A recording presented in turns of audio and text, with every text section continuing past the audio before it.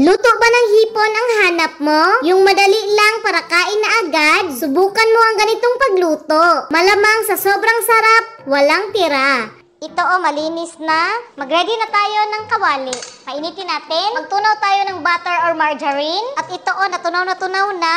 Lagyan natin ng madaming mantika. Charot lang, konti lang para hindi lang masunog yung butter. Tapos paghaluin. At dito na natin ilunod ang mga hipon.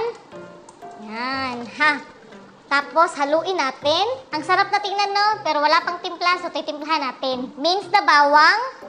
Maglalagay ako ng sili kasi gusto ko maanghang. Pero kung ayaw mo ng maanghang, huwag mo lagyan, no? Konting asin, paminta, tapos asukal.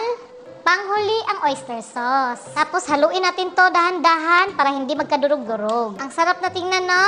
Pero kita nyo naman na hindi pa luto, so tatakpan muna natin. Ayan, kita nyo naman, saktong-sakto lang ang pagkaluto. Mag-garnish lang tayo ng spring onion, pang patchop. Pero nasa sa inyo kung lalagyan nyo ng mais, meron na akong niluto dito. Lagyan lang natin sa gilid, para pang dami ba.